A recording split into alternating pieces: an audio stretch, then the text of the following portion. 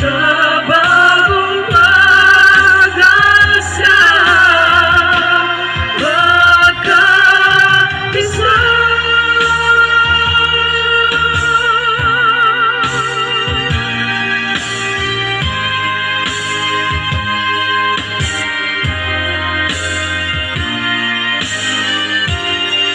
Alright, alam natin na pare-pareho po tayo ng hikain na maibalik po dito sa ating bansang Pilipinas ang ating pong Tatay Digong, at yun po ang nararamdaman natin. Babalik po si Tatay Digong sa Pilipinas! Babalik!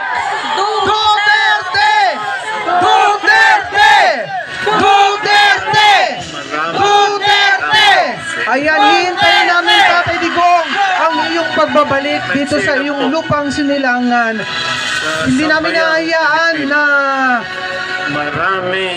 diyan ka manatili sa mga dayuhan. Hindi mo lugar yan. Dito ka sa Pilipinas dapat. No? Yes! Oo.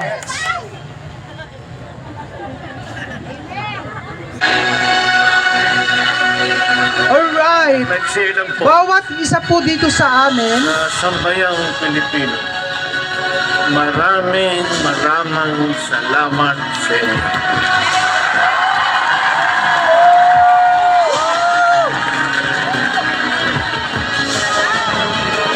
Duterte! Duterte! Duterte! Duterte!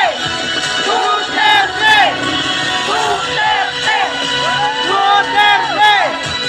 Now, I am already at the tail end of my administration.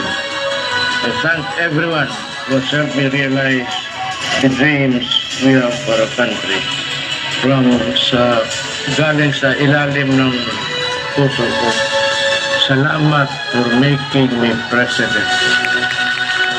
Maraming salamat, Tatay Digong.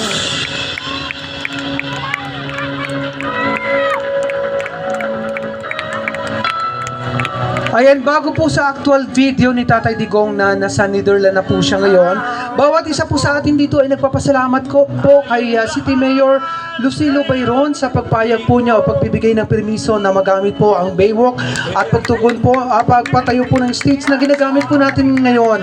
Maraming salamat po City Mayor Lucilo R. Bayron. Siyempre sa ating pong SK Federation President kay SK Carl Dailan Aquino sa pag-provide po ng tent. Ayun ang tent. Maraming salamat po. At syempre sa City Engineering Department o City Engineering Baywalk Management, Sir and Ma'am, maraming salamat po sa inyo. Syempre pa, maraming salamat din po kay Attorney Hil Acosta Jr. sa pagpapagamit po ng ating standby generator. Maraming salamat din po sa tour group at sa inyo na tumalo sa gawain ito. Maraming salamat po. Puerto Princesa City, Palawan po ito. Rally po ng Duterte. True, Duterte po to. Nabahagi po kayo ng mga saysayang istorya ng buhay ni Tatay Digong. At panoorin po natin ang actual video ni... Okay na po yan? Yung kanina? Ayun.